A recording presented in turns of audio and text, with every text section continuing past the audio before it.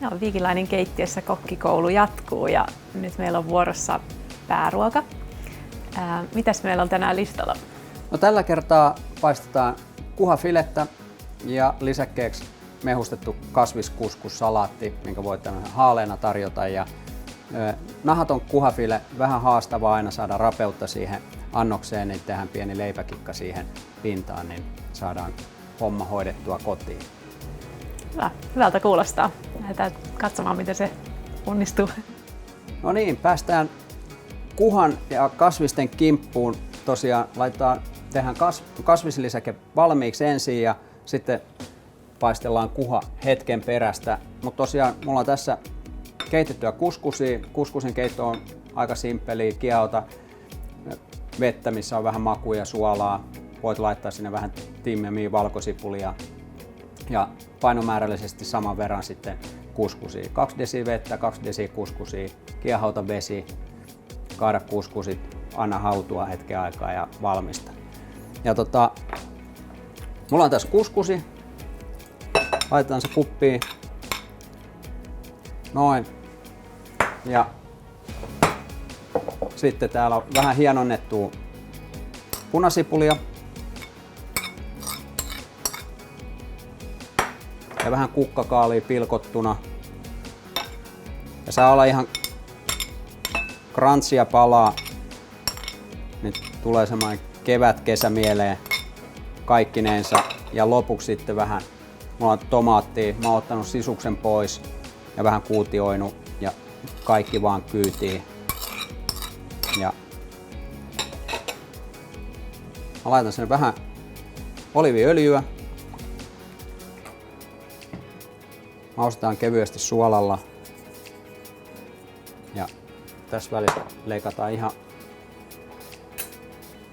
vähän tosta vaikka ruohosipulia. Vähän sinne antaa vähän väriä ja vihreyttä. Ja tosiaan toi saa jäädä tohon siksi aikaa niin kuin maustumaan, kun sitten lähdetään ton kuhan paistamisen kimppuun ja se saa siinä sen aikaa ihan vallan mainiosti huilata. Ja ruohosipulit, ne kyytiin. Voidaan vähän sekoittaa jo tässä vaiheessa.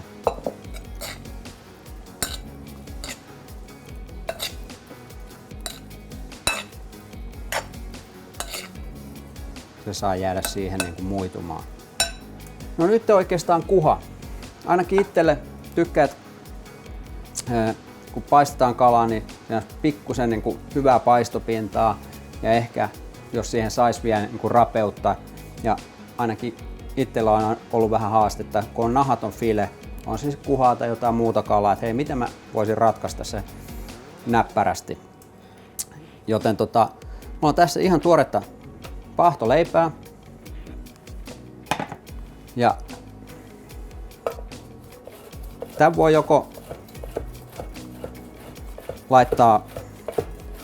koittaa tuommoisella anopilla, eli raastimella raastaa, jos se leipä on kerinyt kuivuu vähän, että sen pystyisi niinku raastamaan, mutta tää on tuoretta, niin tää menee ihan näppärästi veitsellä leikaten.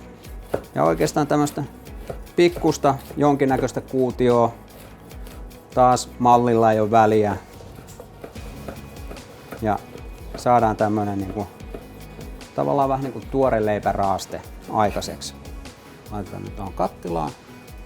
Leikataan sinne ja tässä vaiheessa vaikka vähän tuoretta tilliä joukkoon. Ja laitetaan tuoreet tillit leivän sekaan. Noin. Vähän voidaan sekoittaa sitä. Ja lisätään ihan vähän se suolaa joukkoon. Nyt meillä on ton kuhan paistamiseen yksi osavaihe valmiina.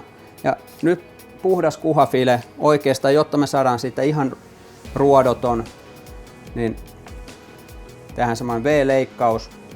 Eli tässä kylkilinjan kohdalla, kun sormella kokeilee, niin siellä menee ihan pienet ruodot. leikataan se pois. Kotona voi jättää tekemättä, jos haluaa, mutta onhan se kiva, ettei siinä kalassa ole sitten ruotoja. On ihan huoleton sitten syödä. Ja nyt meillä on nätti file. On sen verran iso pala. Saadaan tosta nätisti melkein 2 annosta. 2 annospalaa leikattua. Kalat tässä kohtaa uunipellille. Laitetaan niin sanotusti nahkapuoli ylöspäin. Laitetaan kevyesti suola. Voi laittaa molemmin puolin. Ja mun mielestä kala nyt on semmoinen tuote, että se tarvii kyllä sen perussuolan. Että sitä ei kannata unohtaa kalasta, niin pääsee maut sitten hyvin esiin. No nyt sitten kaikessa yksinkertaisuudessaan meillä on tää tuore leipä, rouhe. Toi kalan pinta on sen verran vähän kostea, että tää leipä ottaa siihen kiinni. Ja ei tarvi olla ihan tasaisesti, siihen voi jäädä tämmösiä leivänmallisia mykkyjä, se tuo vähän sitten siihen annokseenkin sitten vähän elävyyttä ja siihen paistamiseen. Näin. Nyt meillä on kuhat valmiit ja voidaan ruveta paistamaan sitten kuhapannulla. Nyt kun on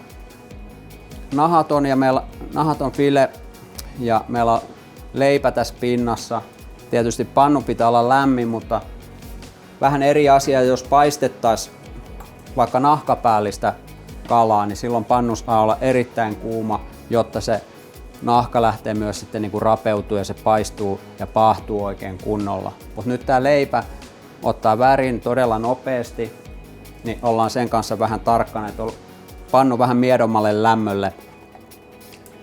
Ja mä laitoin tilkan öljyä sinne ja sitten ei muuta kuin kalat sinne uimaan ja tietysti leipäpuoli ensiksi tonne pannuun päin.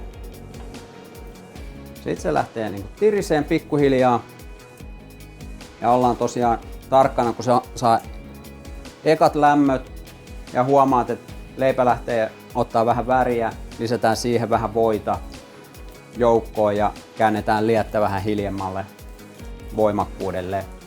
Ja jotta lopputuloksesta tulisi niin kuin mehukas, nyt paistetaan niin kuin loppuun asti tässä pannulla. Ja nyt rupeaa nätisti aika nopeasti toi leipä ottaa väriä. Sen takia kannattaa olla tarkkana. Ja tämän leivän toinen tehtävä tässä on tietysti imeä kaikkia makuja tuosta voista. Voidaan lisätä siihen vähän sitruunamehua. Saa vähän raikkautta. Ja jälleen kerran vaahtovoita vähän lapataan tuohon kalan päälle. Ja kalahan kypsyy kyllä todella nopeasti, että sitä ei kannata ylipaistaa. Ihan muutama hetki ja meillä on kuhafile valmis.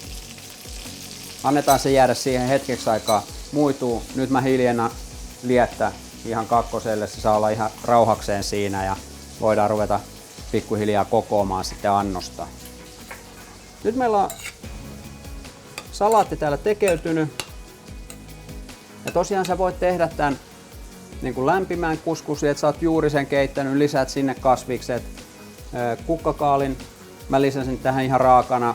Tykkään, että tässä on enemmän niin kuin syötävyyttä nyt, mutta voit toki vähän ryöpätä, eli esikypsentää sit kukkakaaleja, jos haluat, että ne ei ole niin napakoita. Mä lisään jo tässä vaiheessa vähän pikkusalaatteja tänne joukkoon. Sekoitetaan ihan kevyesti nostellen.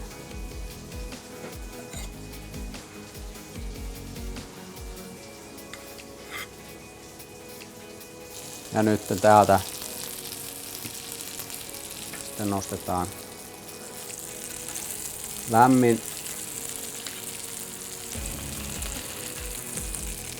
kuhafileet siihen sitten kaveriksi.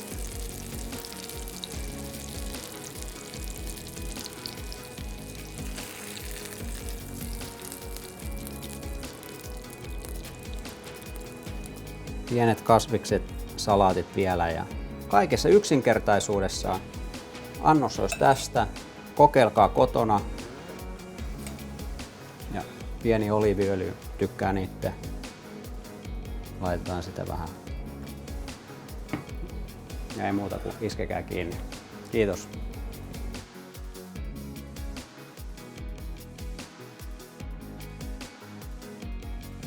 Kiitos, että olitte mukana seuraamassa ja nähdään hyvän ruoan merkeissä Punaisilla laivoilla.